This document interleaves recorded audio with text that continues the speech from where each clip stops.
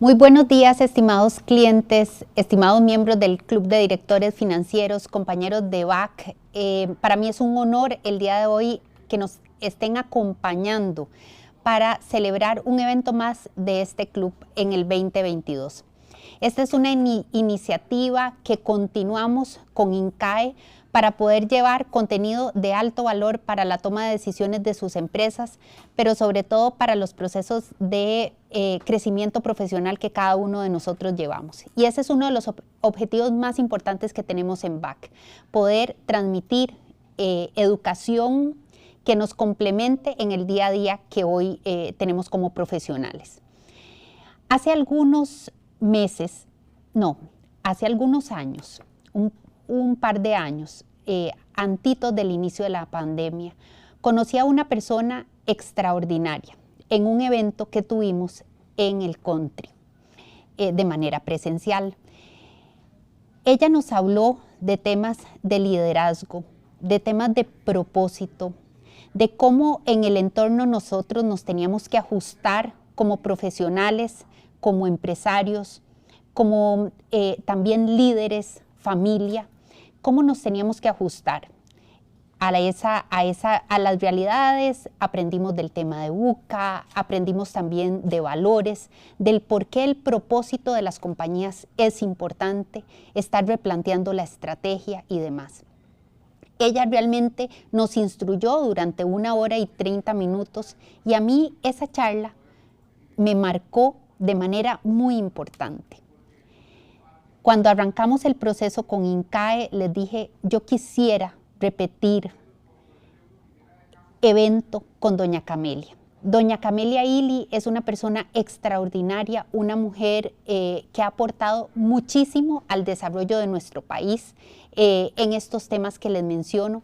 Y para mí el día de hoy es un honor poder compartir, no de manera presencial, pero sí de manera virtual con ella. Tuve también la gran oportunidad ahora durante pandemia de tenerla como profesora en uno de los cursos que llevé en INCAE y realmente sigue marcando de manera importante mi crecimiento profesional y hoy quisiera compartirlo con todos ustedes. Viene 1 hora donde la tendremos y realmente espero que sea de altísimo provecho para todos nosotros. Doña Camelia, para mí es un gusto tenerla el día de hoy aquí. Bienvenida a BAC y muchísimas gracias por apoyarnos en esta iniciativa de el Club de Directores Financieros. Lorena, muchísimas gracias. Buenos días a todos. Muy, muy honrada y conmovida por tus palabras. Te lo agradezco de corazón. Y la verdad es que el honor es mío estar con BAC y con ustedes y toda mi admiración por Lorena, una de las líderes que también admiro muchísimo y que está haciendo una gran diferencia. Así que Lorena, qué gusto estar aquí juntas y bueno, en ese mes que es también un mes simbólico de conmemoración de las mujeres y qué mejor compartirlo con hombres y juntos pensar en el bienestar de nuestras organizaciones.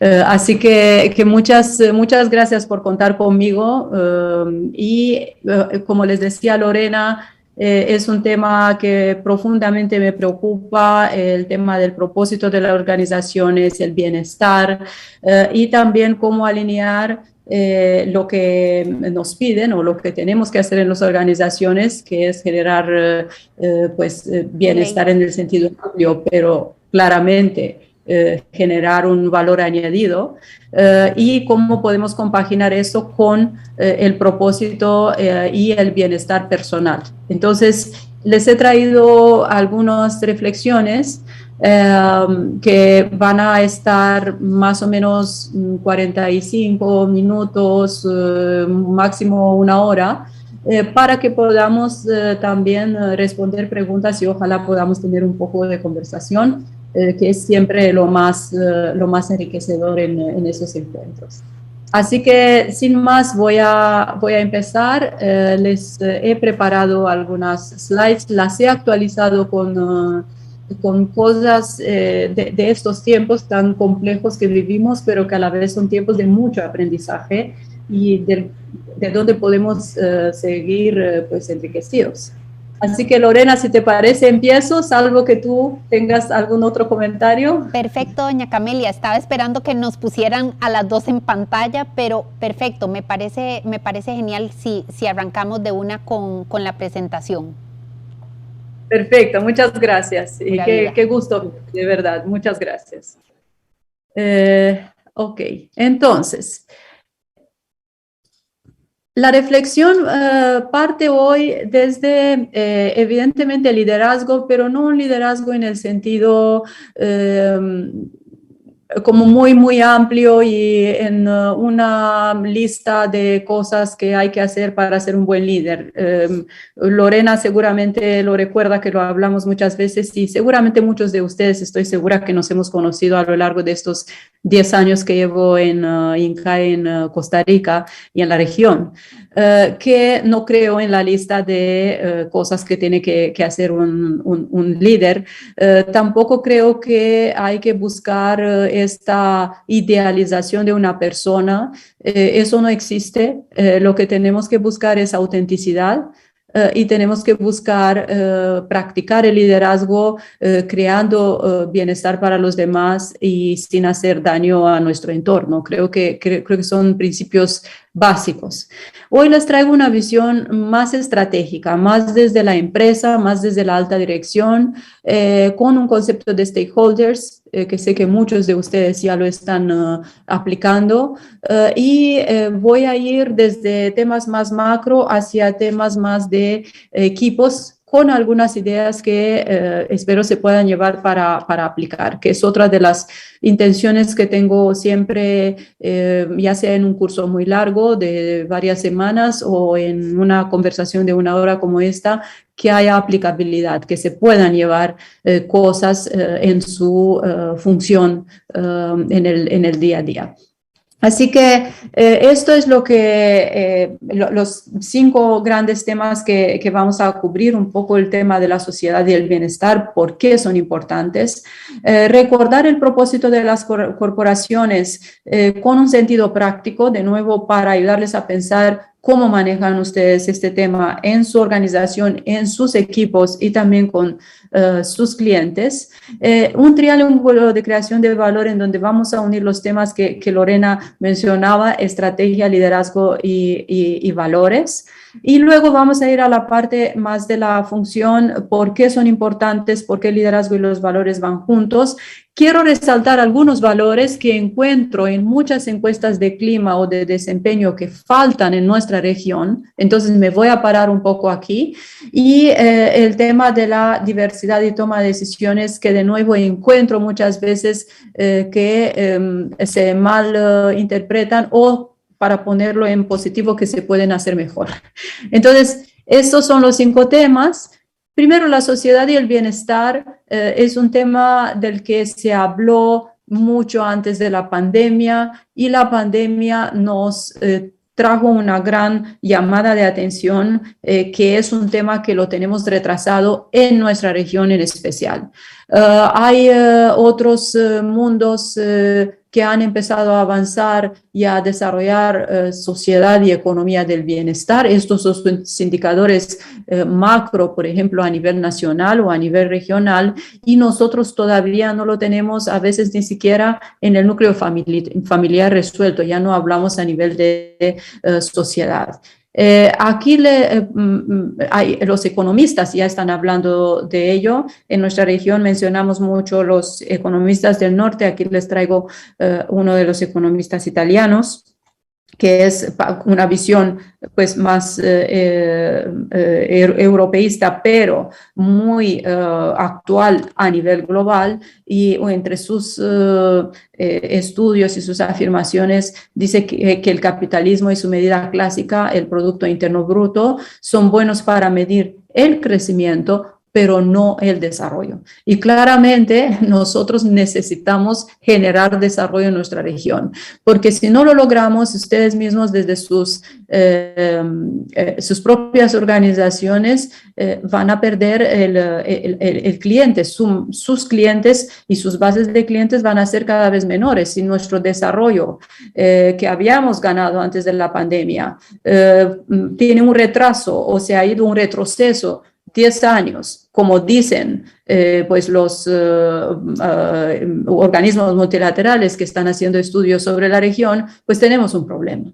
Entonces, el tema del desarrollo no es un tema de los gobiernos, no es un tema de la administración pública, tenemos que involucrarnos nosotros en ello para seguir funcionando como sociedad y que nuestras organizaciones puedan seguir funcionando. Y, por supuesto, desde INCAE es una gran preocupación, no es solamente nuestra misión, pero para educar necesitamos invertir en una sociedad que desde la educación temprana tenga acceso a enseñanza de alta calidad para tener profesionales capaces de tener acceso a la educación y a bienes y servicios de alto valor añadido. Entonces, siendo esto nuestro propósito común, no podemos mirar esto de lejos. Tenemos que ver cómo nos involucramos en esa prioridad.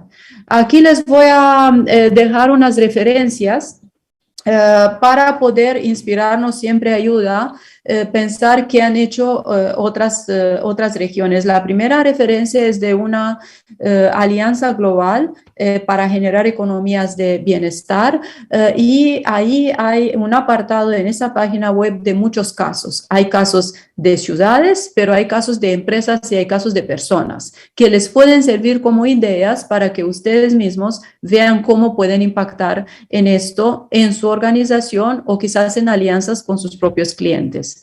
Y luego les he puesto un vínculo a una charla que pues tuve el privilegio de hacer a la invitación de Roberto Sasso en el TED de noviembre sobre el tema de la estética y el desarrollo y cómo esto genera bienestar en nuestras sociedades. Allí también hay algunas ideas muy sencillas que se pueden aplicar y que ustedes mismos en sus organizaciones lo puedan aplicar. Así que esto se lo voy a compartir la presentación después, así que la van a tener acceso a ello.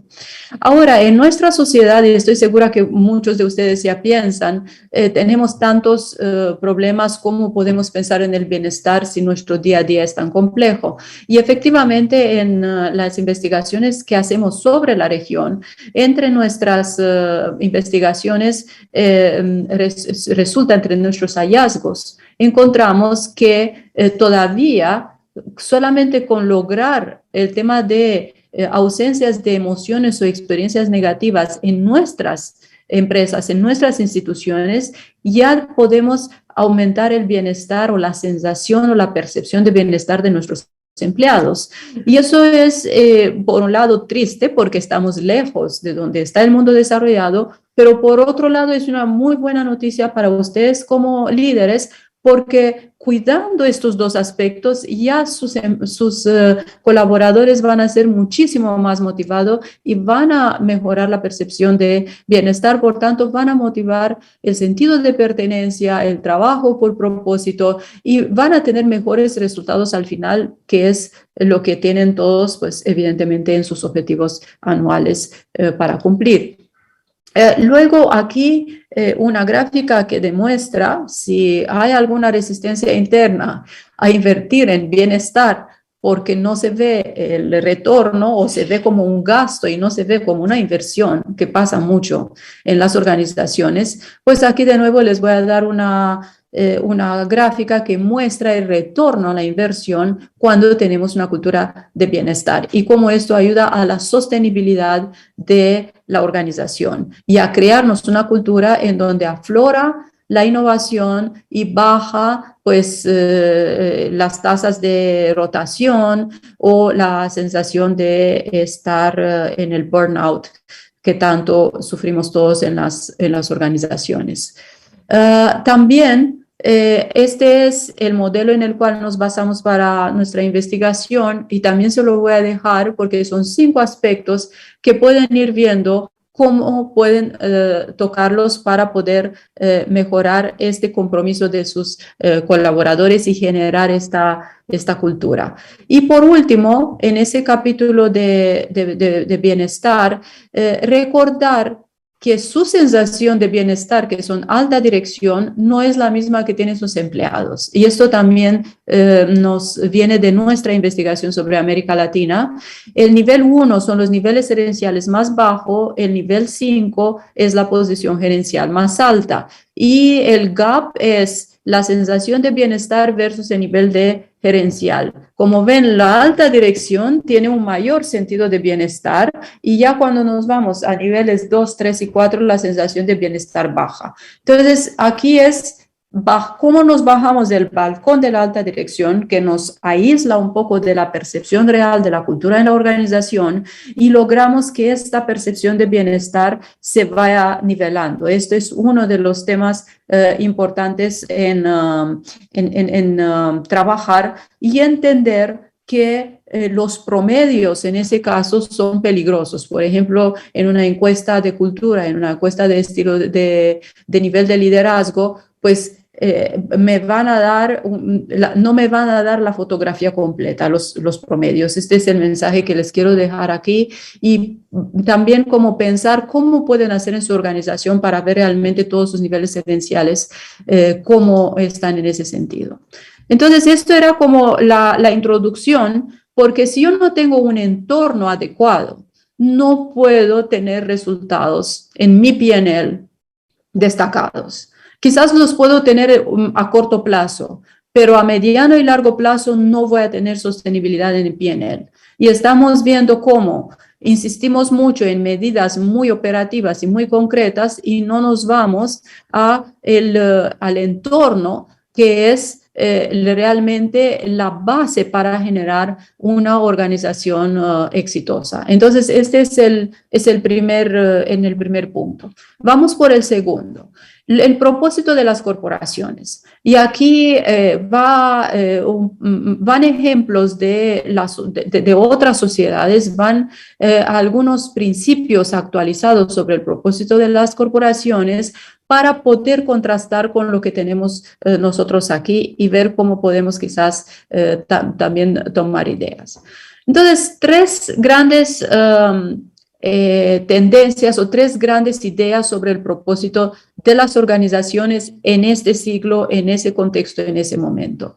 Uno, tienen que estar, y aquí de nuevo citas de personas que han investigado y que son muy reconocidas en estos trabajos. Primero, Rebecca Henderson de la Universidad de Harvard nos recuerda que las organizaciones tienen que estar comprometidas con objetivos mucho más allá de los beneficios económicos. Y por eso el primer punto anterior, para argumentar esta afirmación. Luego, hay que resolver problemas buscando estrategias que conduzcan a rentabilidad sin causar nuevos problemas, que es esto que no se entendió en las últimas décadas y ahora estamos teniendo como sociedad y como organizaciones mucho más problemas que resolver que antes, porque no hemos pensado en las décadas anteriores cuando encontramos soluciones si habían daños colaterales a estas soluciones.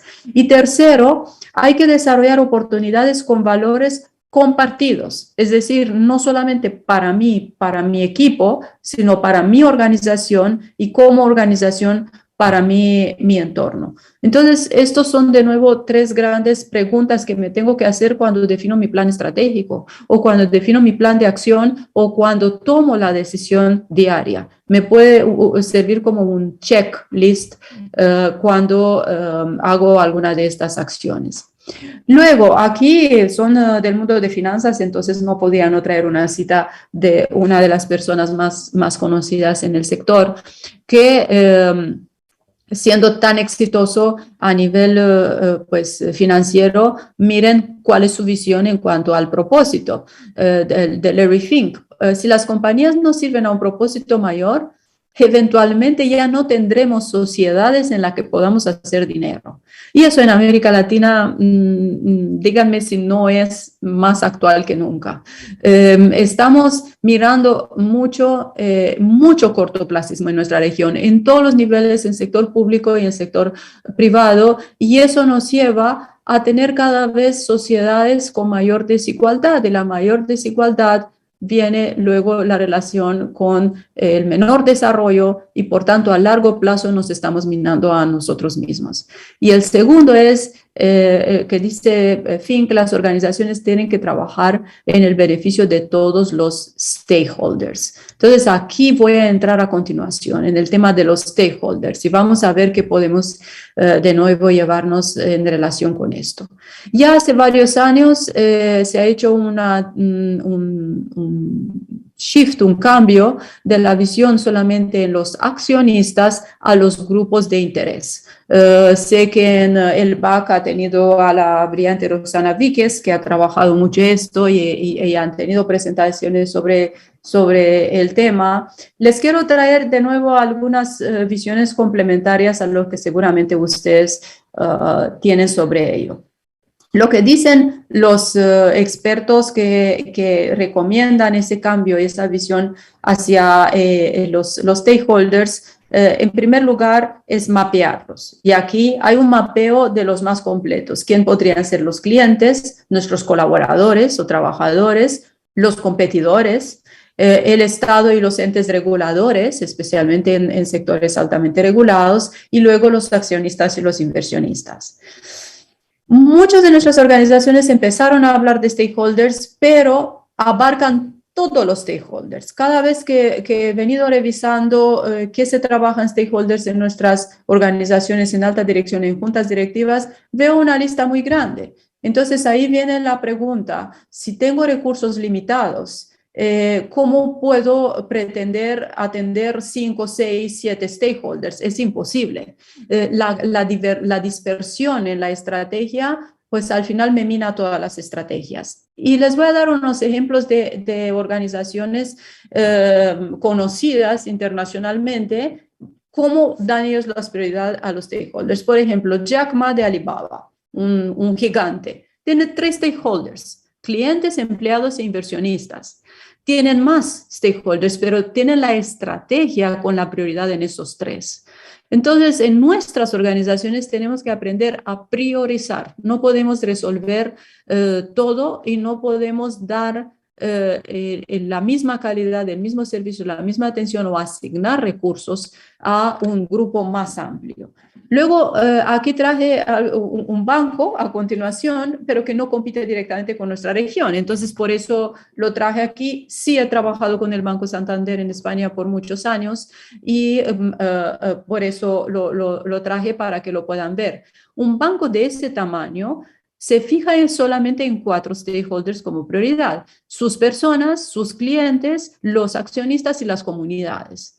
Es decir, tengo que, de nuevo, el mensaje es priorizar. ¿Cómo voy a priorizar? Y esto sería mi invitación para ustedes, para sus equipos de dirección y ojalá para las juntas directivas que nos puedan escuchar. Priorizar nuestros stakeholders nos permite priorizar la asignación de recursos y tener estrategias más enfocadas y tener resultados con mayor impacto y de mayor tamaño.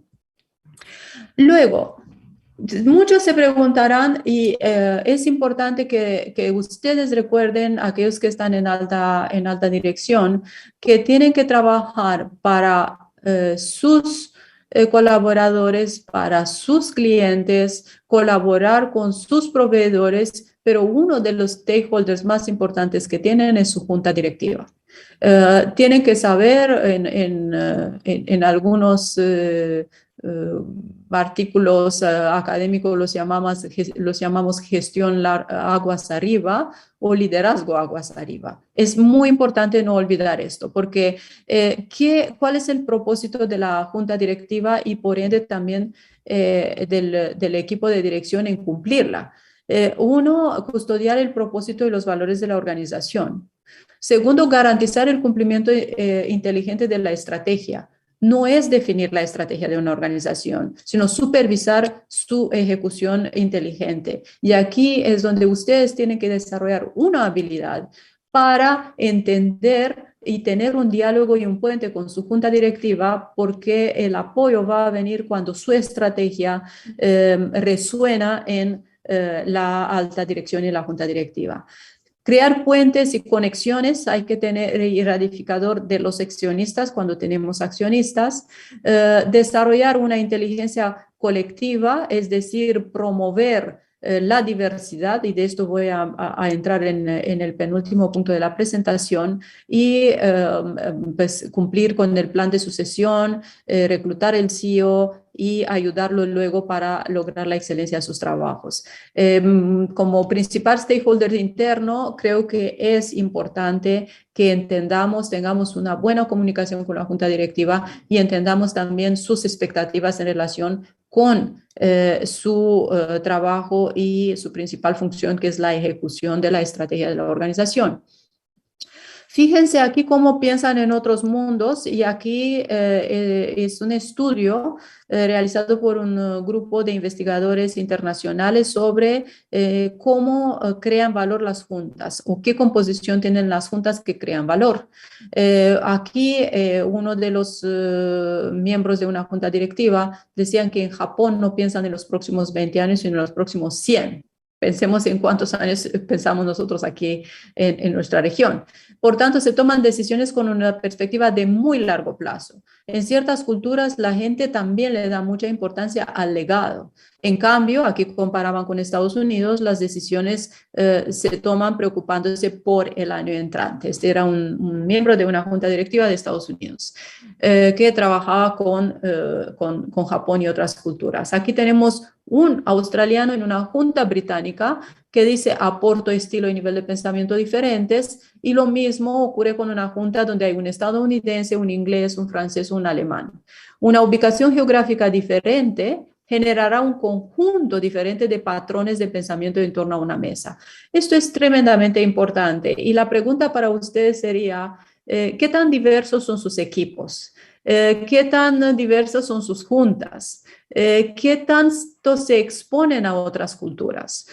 Porque claramente la internacionalización es una de las estrategias más importantes a poner en marcha en nuestras organizaciones, porque es lo que nos va a dar sostenibilidad a largo plazo.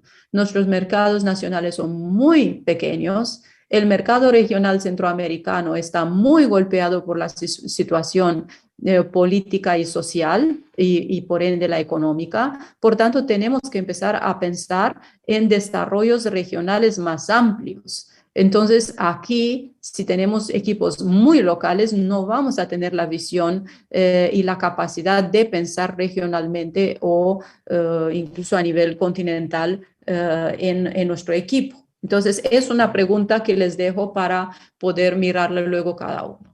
Y pasamos al tercer apartado de la presentación, que es, bueno, ¿y cómo creo valor desde el liderazgo y cómo me apoyo en los valores para esta creación de valor? Mucho más allá, como les decía, de pensar solamente en el valor financiero o económico en la organización.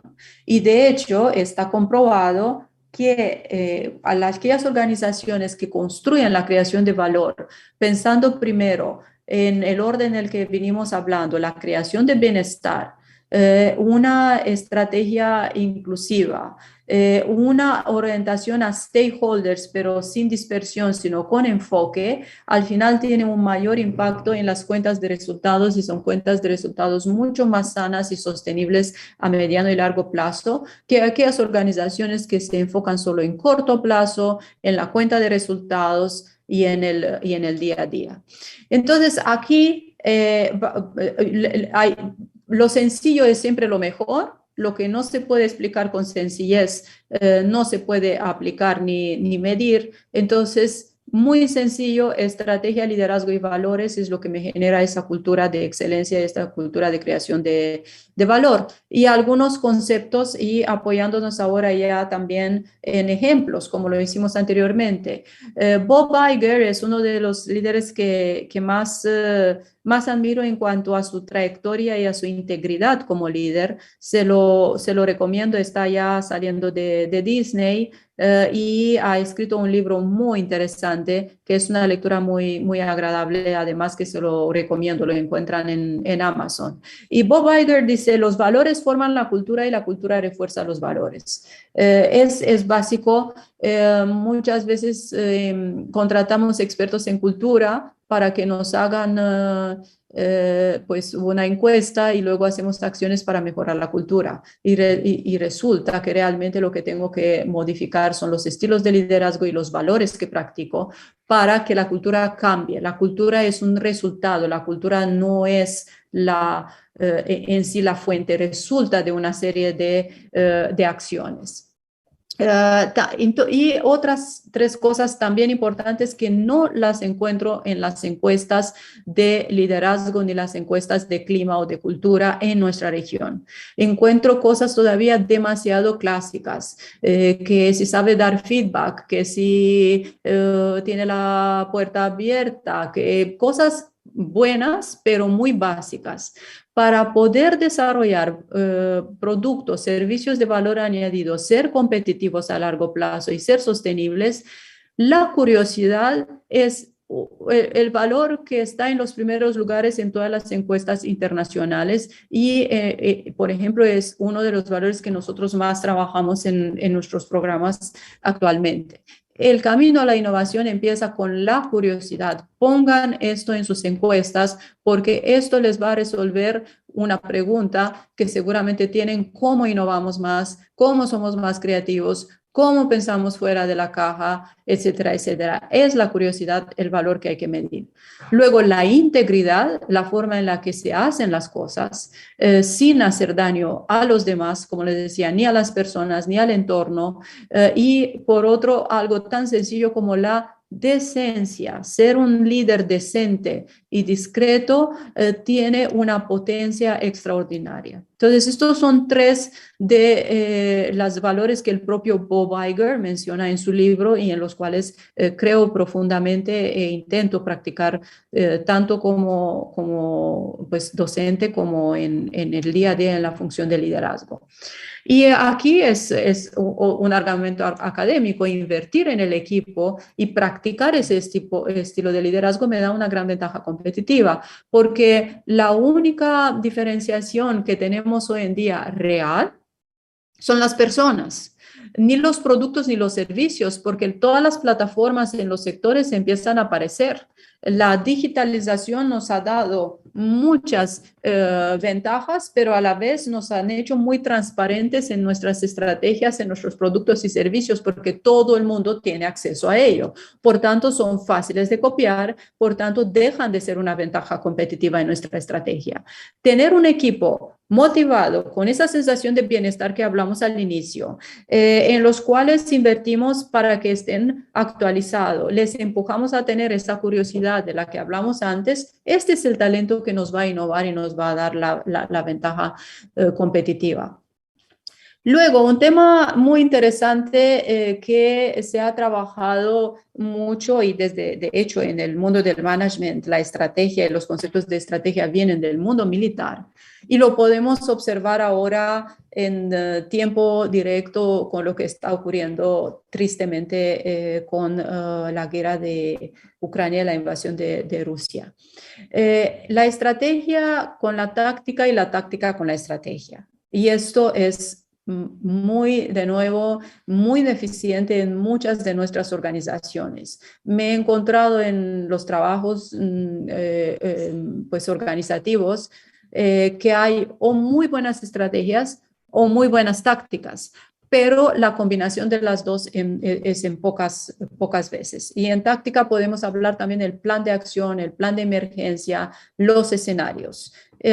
Aquí dice Sun Tzu en el arte de la guerra que la estrategia sintáctica es el camino más lento hacia la victoria y la táctica sin la estrategia son el ruido antes de la derrota. Aquí será interesante estudiar esto realmente con lo que está ocurriendo en el este de Europa, porque hemos visto una estrategia por parte de los rusos que yo creo que no tenía las tácticas y eso les está ralentizando y les están causando todos los problemas que hay, porque claramente se han encontrado con una respuesta y con una realidad en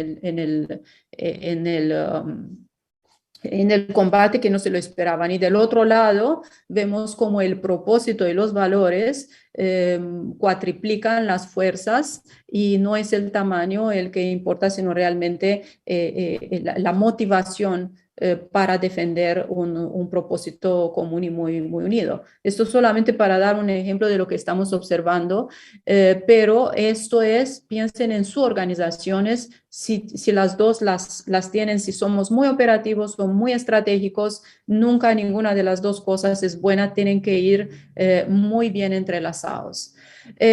¿Cómo trabajaría las estrategias y qué hace un buen líder? Hay algo que se llama positivismo tóxico, lo trabajan mucho en la Universidad de Washington y los estrategas en general, y evidentemente en las estrategias complejas, como acabamos de decir, de la guerra, y en las estrategias de corporaciones que trabajan en entornos económicos y sociales complejos, como son los nuestros. Y todos los expertos, desde los históricos, como pueden ser los filósofos estoicos, hasta los neurocientíficos hoy en día, como puede ser Daniel Kahneman, hablan de la importancia de trabajar por escenario y la visualización en relación con su estrategia y sus planes de acción. Y lo más importante es empezar con la visualización negativa o lo que llamamos en el mundo del management el worst case scenario. Cuando yo tengo claro qué voy a hacer en el peor de los casos, puedo empezar a construir los casos más realistas y los casos optimistas. Si tengo solamente mucho optimismo, en ese excelente artículo que les recomiendo de Daniel Kahneman, explican cómo el exceso de optimismo pueden minar las decisiones ejecutivas. No se trata de ser solamente negativo, que también es muy peligroso, sino de trabajar los escenarios, porque esto me permite, por cierto, manejar muy bien mi matriz de riesgos. Está muy relacionada, es un paralelismo. Después de esta visualización en la estrategia, ya puedo tener un plan de riesgos mucho mejor armado y mucho más listo para aplicar en cualquier cambio repentino del entorno, como acabamos de ver lo que ha pasado ahora a nivel global y los impactos que tenemos todos con lo que está ocurriendo en el otro lado del mundo. Ahora, otro testimonial del libro de Bob Iger que hace el caso al respeto a la empatía y a la decencia. Si lo haces así, lo imposible puede volverse posible, como lo decía también Nelson Mandela, ¿no? Lo imposible parece así hasta que se hace, y la única forma de hacerlo es con las personas y de la práctica de ese modelo de liderazgo consistente con lo que hablamos antes. Y nos acercamos ya al último punto que quería cubrir con ustedes antes de pasar a comentarios y preguntas: la diversidad y la toma de decisiones. Y aquí me decía hace poco el director de una agencia muy conocida en el país que tristemente la diversidad se ha empleado quizás solamente en ciertos sentidos acá. Y yo les quiero hacer el caso de la diversidad desde el punto de vista científico y académico y por qué esto impacta en el proceso de la toma de decisiones. Para empezar, la única forma de tener una inteligencia colectiva es tener un número de personas muy diversas en mis equipos. Y diversas en cuanto a generaciones, formación, cultura y valores. No solamente en un sentido único, sino en este sentido tan amplio. Y aquí les traigo de nuevo una matriz muy bien armada de esta investigación para saber de qué hablamos cuando hablamos de diversidad realmente, ponerle datos y ponerle nombre a las cosas. Uno, diversidad de nacionalidad y cultura. Y esto se lo expliqué antes en relación con la innovación y con esta visión regional que tenemos que tener para tener sostenibilidad en nuestros negocios. Y está relacionada la diversidad de la nacionalidad y cultura con toma de decisiones innovadoras y una mayor anuencia al riesgo, porque sin tomar riesgo no puedo ser creativo y disruptivo. Por tanto, hay esta relación entre ese tipo de diversidad en los equipos y el impacto en la creación de valor en la organización.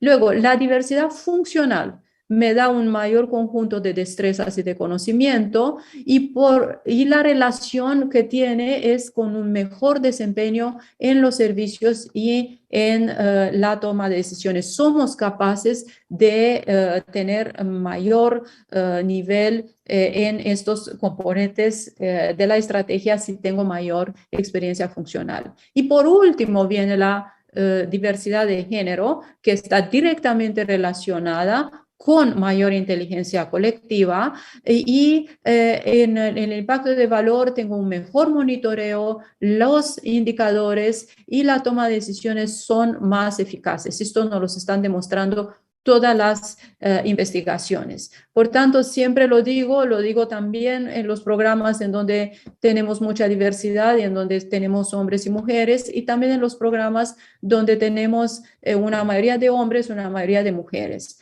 No se vale tener muchas mujeres tampoco en un equipo, ni muchos hombres. Es la diversidad, es el balance lo que me da la mayor inteligencia colectiva.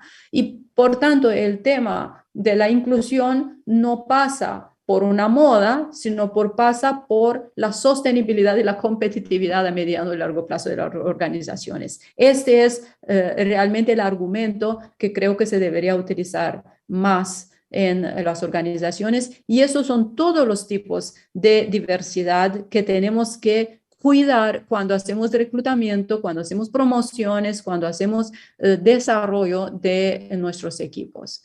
Y luego muchos pensarán, bueno, está muy interesante lo que nos dice Camelia, pero qué difícil es trabajar personas diferentes. Y efectivamente es un reto. Hace tanto para el líder como para las personas la diversidad, la diferencia de cultura, la de profesión, de nacionalidad, pues hace que tengamos visiones diferentes del mundo, ¿no? Como decía una de las autoras conocidas, Anaïs Nin, en el siglo pasado, el mundo no es como es, sino como lo ven nuestros ojos. Y esto es lo que hace la complejidad de la gestión de la diversidad. Y aquí les traigo algunas ideas para manejarlas en su día a día. De nuevo, una referencia de un muy buen artículo de la Harvard Business Review que recomienda, y eso lo vemos mucho también en nuestro día a día, en nuestras investigaciones. Diversidad, pero valores similares. Es decir, recluto personas de diferentes países, de diferentes generaciones, pero lo que me une es que tengan valores similares. Si tengo valor similar, ya tengo un denominador común en mi diálogo con ellos. Luego, tiempo para crear una historia común. Por tanto, lo que les recomiendo, cuando miran los indicadores de rotación en sus organizaciones, no los miren a nivel general en los 5 niveles, porque es imposible hoy en día en ciertas generaciones o puestos no tener mucha rotación, pero identifiquen el talento clave que quieren que permanezca más en la organización y dedíquenle toda la inversión en tiempo, información y en desarrollo que puedan para tener ese tiempo, para crear una historia común y tener la seguridad psicológica para desempeñarse en toda su creatividad, en esa curiosidad que hablamos, en esa capacidad de innovación y de creación de valor en la organización. Estos son los 3 componentes que les recomiendo en el reclutamiento y en el desarrollo de los equipos. Y luego, ¿cómo lo logramos? O cómo logramos estos resultados en la cuenta de resultados, porque vienen del mundo de finanzas y el PNL lo tienen delante, seguramente tienen una reunión de finanzas después de esta reunión. Pues claramente hay que fijar objetivos ambiciosos, pero alcanzables. Este mito que voy a poner en el objetivo comercial, en la DPO, un 150, porque a lo mejor llegamos al 100, solamente mina la confianza y la motivación de la persona. Busquen juntos cuáles son estos objetivos ambiciosos que nos den el crecimiento, que tanto no les piden seguramente su junta directiva, pero que sea alcanzable. Luego, hay que mantener un nivel de estrés. Tanto se habla mucho de que el estrés es malo. Hay un componente del estrés que se llama eustrés o el estrés positivo, que me da el nivel suficiente de adrenalina, cortisol y todas las demás hormonas que lo componen para estar motivado. Si no lo tengo, pues simplemente entro en un nivel de aburrimiento o de desmotivación.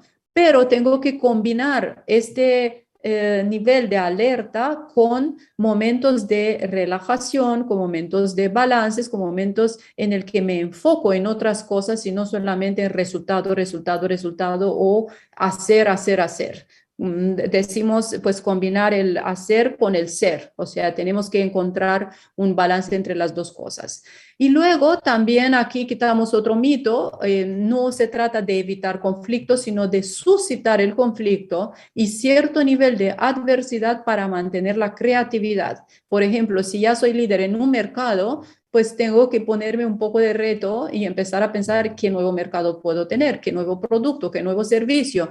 Permanentemente tengo que tener al equipo y a ustedes mismos como líderes pensar en algo más, en algo que les saque de su círculo de confort. Esto es lo que les va a innovar y esto es lo que les va a llevar mejores resultados económicos y financieros. Entonces, estos son como las cosas que les tenía preparado y termino con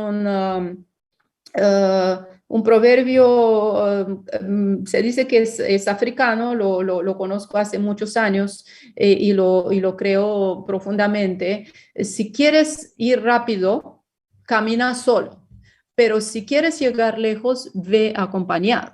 Entonces, creo que mejor que terminar esa charla de liderazgo con recordar que las personas que los acompañan son lo que les van a dar como individuos y como líderes, tanto a nivel personal como a nivel organizativo, realmente la gran diferencia en sus resultados y en sus propósitos. Y aquí terminamos. Les dejo mi cuenta de Twitter. A veces pongo cosas de liderazgo ahí. Nos podemos estar en contacto si les interesa. Y aquí termino. Y creo que está Lorena para que podamos conversar un poco. Lorena. Claro, muchísimas gracias, doña Camelia. Qué gusto poder haber escuchado estos 45, 50 minutos, se nos fue rapidísimo. Yo básicamente quería hacer como un wrap-up de lo que he escuchado y mis apuntes.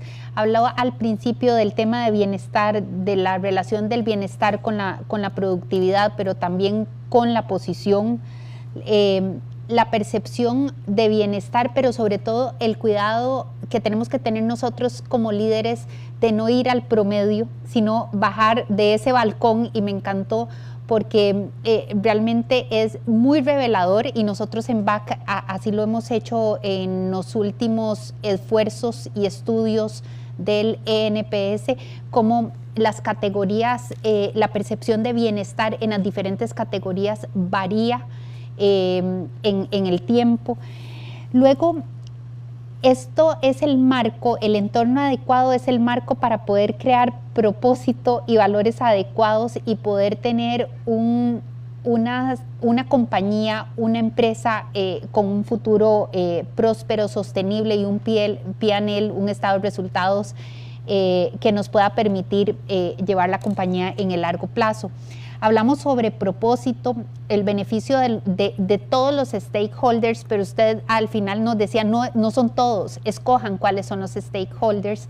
Y en el tema de propósito, recién acabamos de terminar nosotros un ejercicio bien interesante donde redefinimos y repasamos nuestra estrategia para los próximos, para este año, pero también repasamos la de 5 años.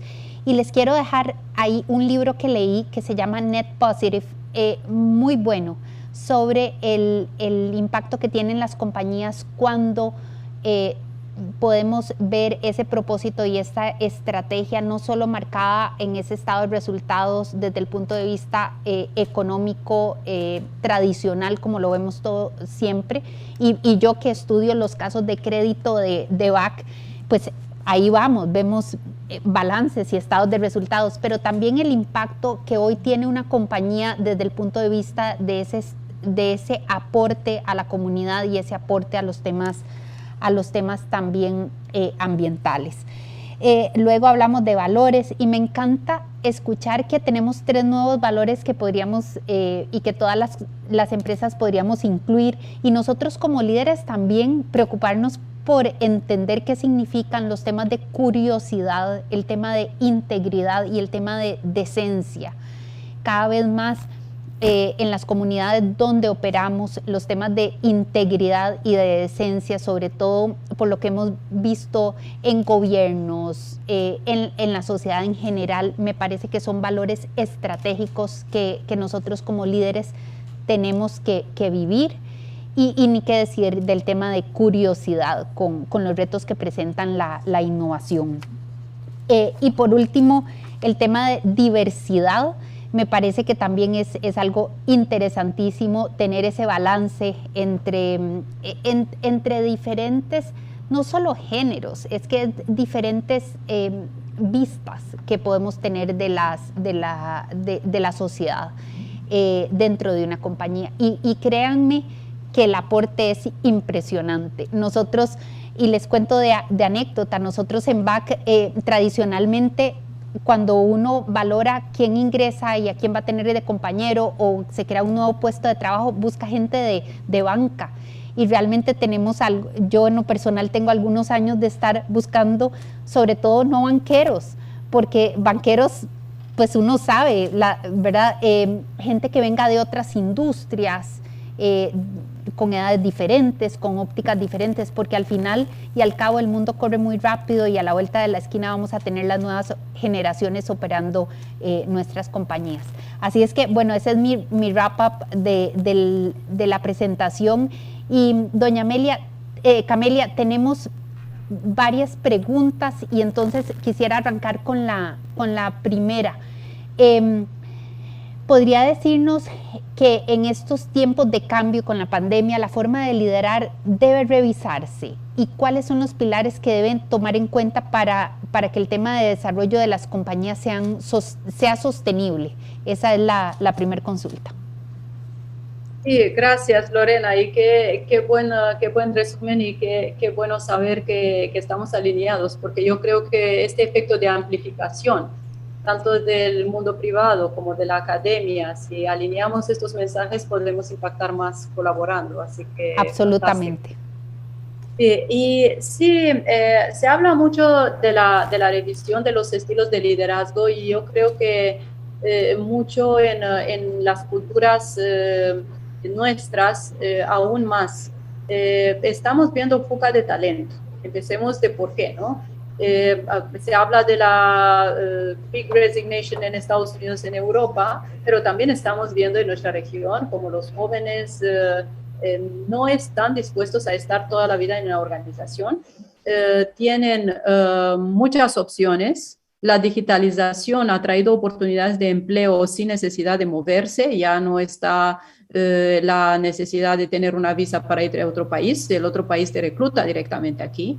Entonces tenemos que pensar ser primero líderes que generemos este propósito para que las personas se sientan comprometidas. Este es un primer gran cambio. Luego, quitarnos los mitos que teníamos antes de la presencia. Claramente los estudios han demostrado que las personas son responsables cuando se les da autonomía y confianza, florecen. Entonces, hay que pensar, me asusta cuando escucho volvemos a la normalidad, porque Dios mío, si la normalidad es la de 2019, no vamos bien, no hemos aprendido. Entonces, tenemos que ver qué es el nuevo entorno laboral, es híbrido, no es híbrido.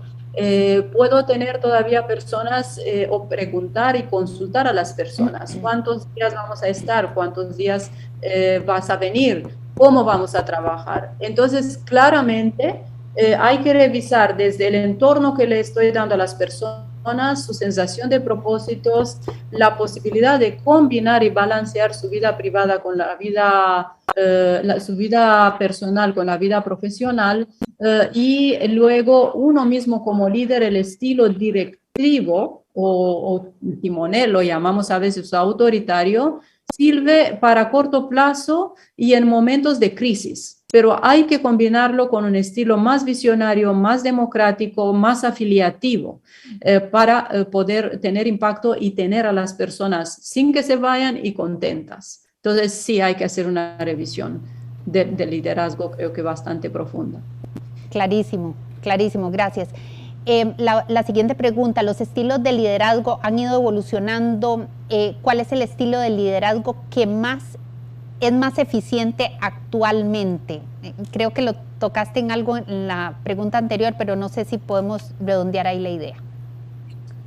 Mira, el estilo de liderazgo, yo les decía incluso al inicio, no hay un estilo ideal, porque claramente es situacional. Esto lo demuestran los estudios de décadas, no es una opinión, es una investigación científica. Entonces, tengo una empresa en crisis, tengo que ser más timonel, tengo que ser más autoritario, no en el sentido de autocrático para nada, sino tengo que ejercer la autoridad en la ejecución de una crisis. Como vemos, por ejemplo, ahora en el tema de la guerra, tengo que decirle a mi equipo, a mi país donde voy, como líder. Pero hay un denominador común en todas las situaciones, que es la visión y los valores. Tengo que ser un líder visionario que les diga a las personas y las inspire con el propósito y construya el propósito con las personas. No es mi propósito, es lo que juntos estamos creando. Y luego el denominador común que les decía en una de las slides, valores comunes. Estas dos cosas son el componente común de liderazgo, más estos que habíamos dicho, integridad, tomar decisiones sin hacer daño a los demás. Todo esto es tremendamente importante. Y la decencia, que ha pasado de ser un sentido común, por tanto se ha vuelto una prioridad en definir, claro, tenerlo en los componentes de liderazgo, ¿no? Nos quedan dos preguntas, doña Camelia. La que sigue es para mí. Dice, ¿nos podría compartir, Lore, cómo BAC plantea sus estrategias? Y bueno, claro que sí, yo comparto alguna sobre todo el proceso que seguimos, cómo lo hacemos y cada cuánto lo hacemos. Hay una estrategia 5 años definida con cierta periodicidad y revisada, eso sí, anualmente. Y hay una estrategia que nosotros a nivel regional, es una estrategia sombrilla, la de 5 años, con propósitos, valores que recién acabamos de terminar de revisar, y me encanta esto de los stakeholders porque recién lo acabamos de declarar como algo parte del propósito importantísimo de BAC y el impacto que nosotros queremos dejar en clientes, proveedores, colaboradores, y eso a mí me ha parecido grandioso. La otra cosa que revisamos recién es el tema de valores.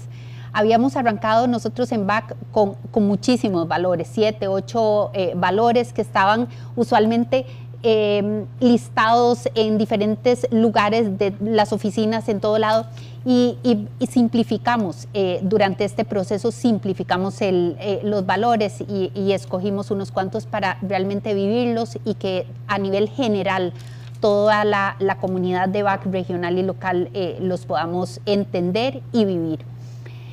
Luego la otra cosa que durante el proceso para la estrategia del año, y esto es una mecánica que seguimos, el caso de Costa Rica, que es el que más conozco ya en la estrategia propia, hacemos el ejercicio durante las últimas semanas de diciembre, principios de enero, donde vemos sobre todo tendencias mundiales de lo que pasa, de lo que pasa en la banca, en mi caso la banca corporativa, la banca de las empresas.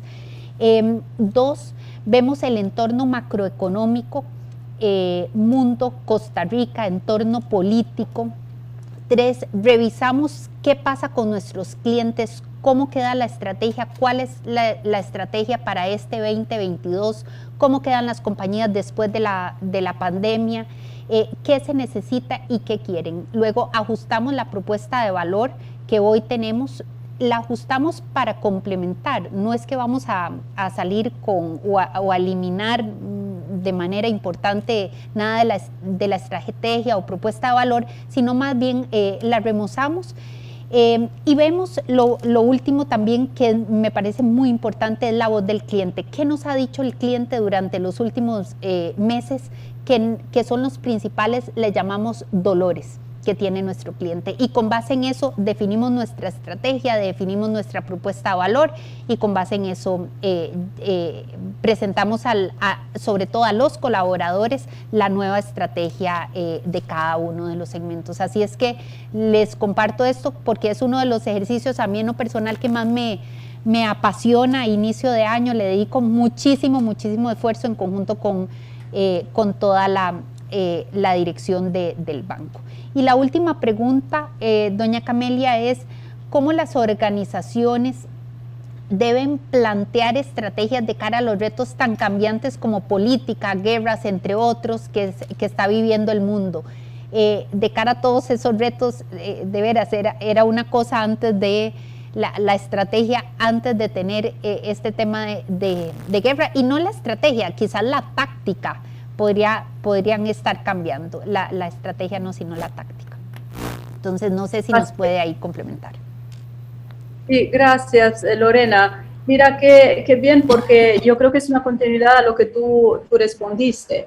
La revisión de la estrategia hoy en día hay que hacerla anual y durante la pandemia la hacíamos cada 3 meses realmente. Por eso cambio del entorno. Entonces, aquí, Lorena, dijiste 2 cosas importantísimas. Uno, simplificar y priorizar. Creo que es bien importante porque más sencillo, más con un ranking de prioridades tengo lo que quiero hacer en la estrategia, más me va a permitir, si cambia el entorno, poder dedicarme a lo que es prioritario y no desenfocarme. Y eso es importante, que se construyan bottom-up y top-down, es decir, que se construya escuchando a todo el mundo, a los stakeholders más importantes, pero luego se comunique en todos los niveles. Uno de los grandes problemas es la no comunicación interna a todos los niveles. ¿Por qué? Porque si tengo una crisis, no puedo estar comunicando en ese momento a todos los niveles cuáles son nuestras priorizaciones en la estrategia. Tienen que saberlo desde antes, porque hay que actuar mucho en paralelo y hay que dar autonomía en la ejecución en esos momentos de crisis. Y luego visualizar escenario y tener siempre el worst case scenario.